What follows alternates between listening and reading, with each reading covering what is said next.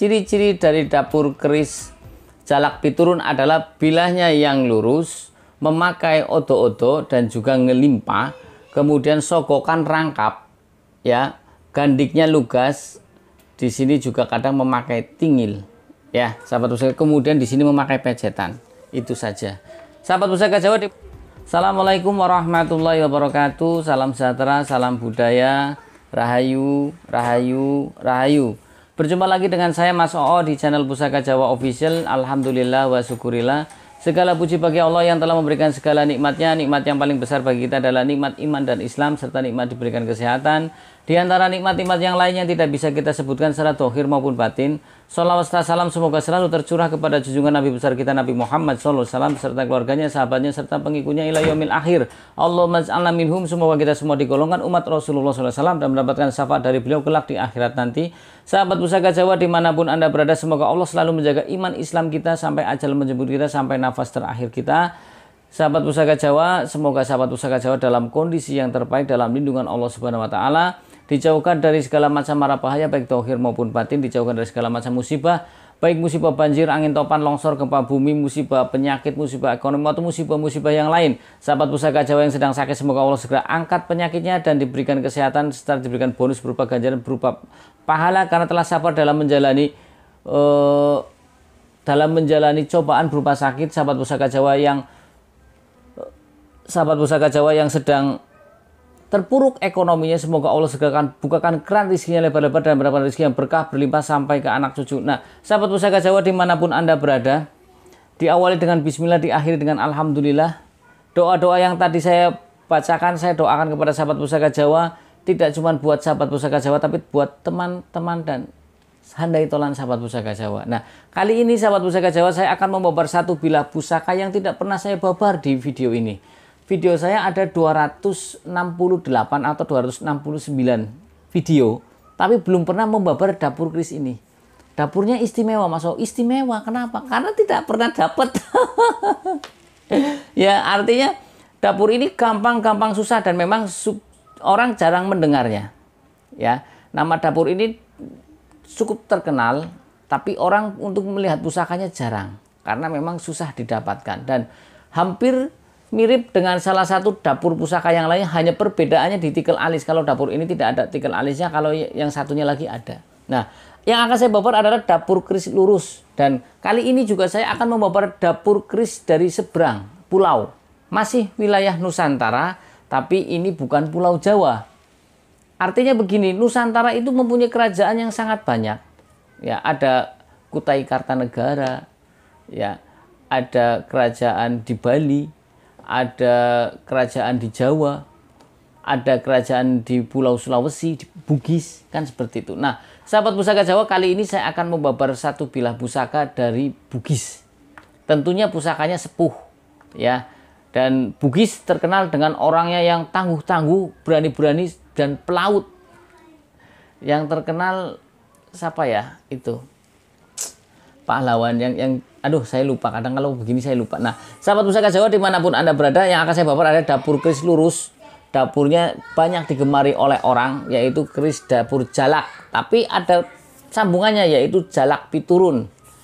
Ya, kadang orang salah menamakan namanya Jaka Piturun, padahal Jaka Piturun itu adalah nama pusaka dari Keraton Ngayogyakarta. Ya, kadang orang bilangnya Jaka Piturun, padahal Jaka Piturun adalah nama satu pusaka Kanjeng Kiai Jaka Piturun punya Kasultanan Ngayogyakarta. Yang betul adalah keris jalak piturun. Nah, sahabat Pusaka Jawa dimanapun Anda berada, keris jalak piturun bilahnya lurus. Kita ambil bilahnya. Sahabat Pusaka Jawa, ini warongkonya jelas gayaman model Bugis. Untuk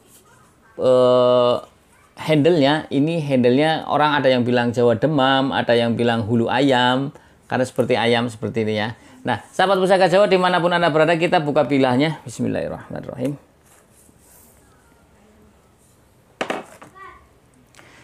Oke, sahabat Pusaka Jawa, tak dekatkan dulu.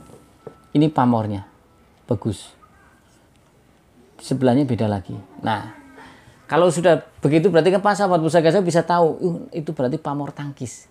Ciri-ciri dari dapur keris jalak piturun adalah bilahnya yang lurus, memakai odo-odo dan juga ngelimpa, kemudian sogokan rangkap, ya, gandiknya lugas, di sini juga kadang memakai tingil, ya, sahabat pusaka. Kemudian di sini memakai pecetan, itu saja.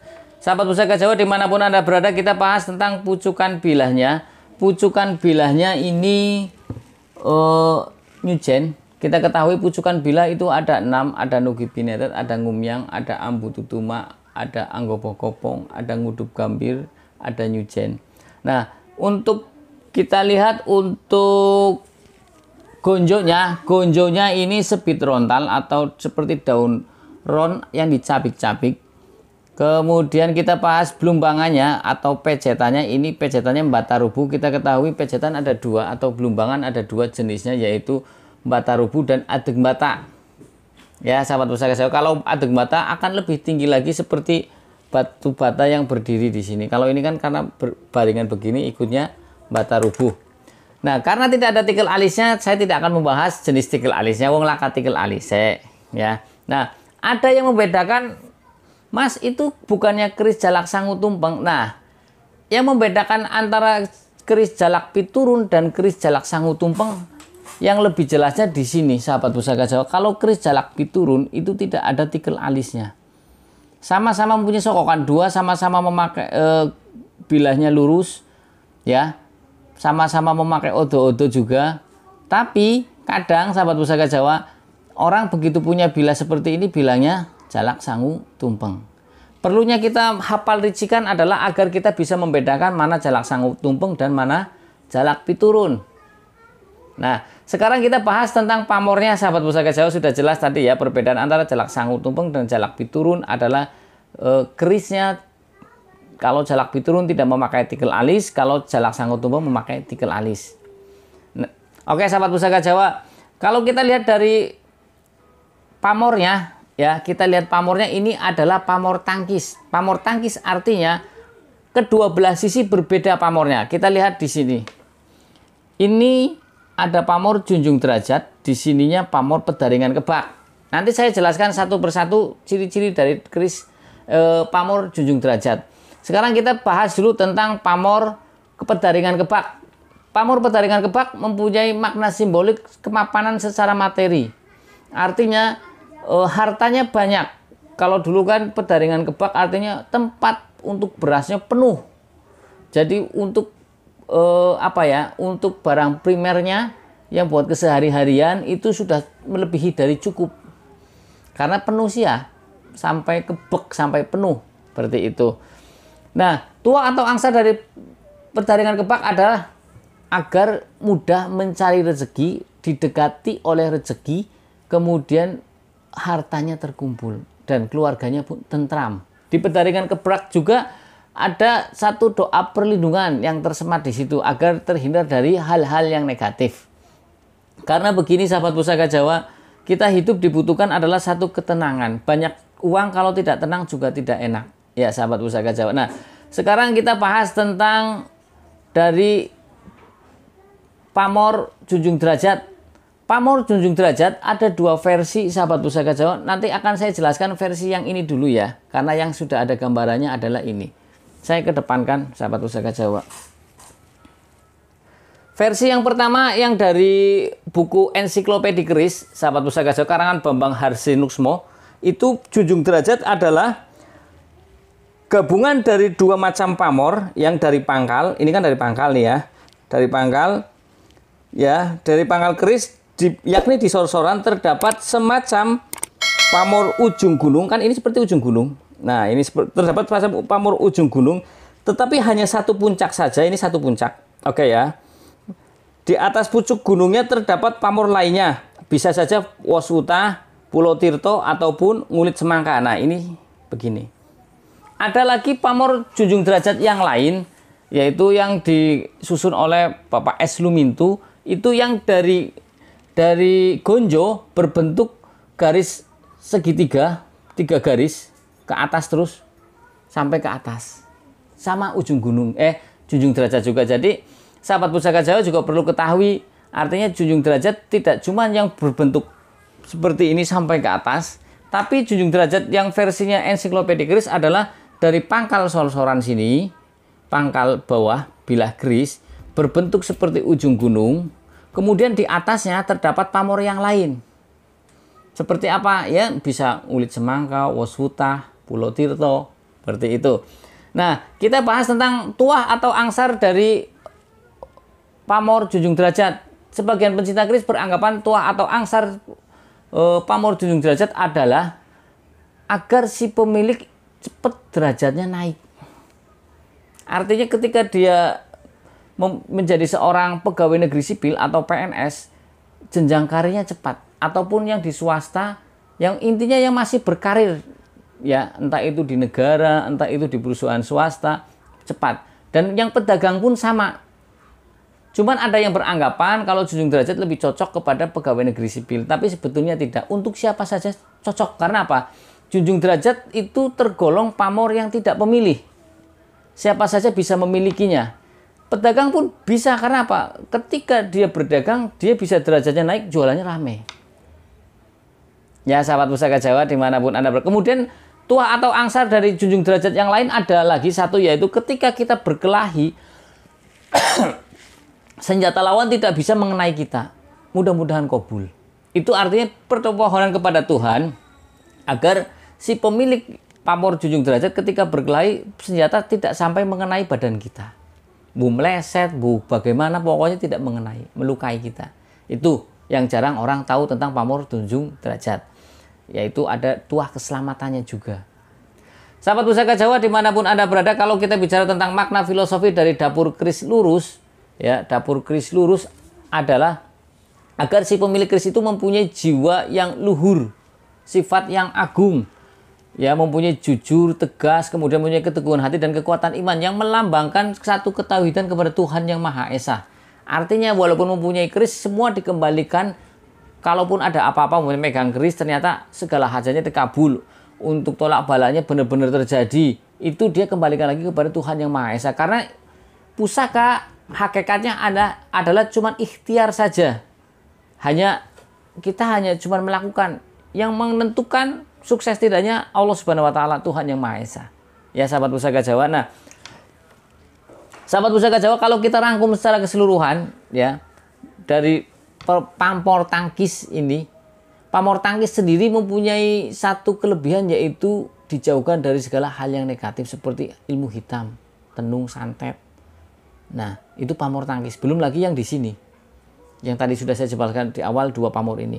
Nah, kalau kita rangkum sahabat Pusaka Jawa, berarti diharapkan, ya, doa dari sang empu maupun sang pemesan awal keris ini adalah agar si pemilik keris dapur Jalak Piturun ini, ya, hidupnya secara materi berkecukupan, kemudian status sosialnya di masyarakat pun tinggi, kemudian yang ketiga diberikan satu keselamatan, baik dari tadi junjung derajat mempunyai tuah, jika berkelahi tidak mengenai, baik keselamatan dohir maupun keselamatan batin, artinya dihajar lewat bangsa alus, santet dan tenung. Karena pamor tangkis itu maksud dan tujuannya adalah agar si pemilik terhindar dari hal-hal yang negatif seperti yang tadi saya sampaikan, ilmu sihir intinya, atau santet, tenung dan lain sebagainya. Ya, sahabat Pusaka Jawa, kalau kita lihat sorok besinya, sahabat Pusaka Jawa, ini hitam kehijauan, sorok besinya hitam kehijauan, ya. Ini besinya ditangting pun enak, sahabat Pusaka Jawa. Kalau bicara tangguh, ini tangguhnya bugis sepuh, bugis tua. Ya, sahabat Pusaka, untuk wilayah orang-orang yang orang Bugis pasti bangga mempunyai pusaka-pusaka bagus, karena banyak pusaka-pusaka Bugis itu yang bagus, dengan pamor kurisinya, ya, dengan pamor batu lapak atau kul buntetnya. Mereka kalau bikin untuk daerah Bugis itu sekali bikin pamornya bagus, full. Nah, ciri-ciri dari keris dapur Bugis itu biasanya di bilah sini agak membengkok, sahabat Pusaka Jawa. Jadi kalau untuk keris-keris Jawa itu kan agak tegak berdiri. Kalau ini sudah dari awal sini agak membesar, kemudian agak doyong begini. Mungkin next time saya banyak untuk koleksi keris-keris Bugis, nanti saya bahas. Insya Allah nanti saya bahas. Saya banyak koleksi keris-keris Bugis yang memang tidak pernah saya babar. Nah, ini Jalak Piturun mengawali saya membabar dapur keris dari Bugis. Insya Allah nanti ada jangkung Bugis, ada sepokal atau sabuk kala. Ya, banyak sahabat pusaka dengan pamor yang miring-miring, yang banyak dicari orang. Ya, sahabat pusaka. Nah, sahabat pusaka Jawa dimanapun Anda berada,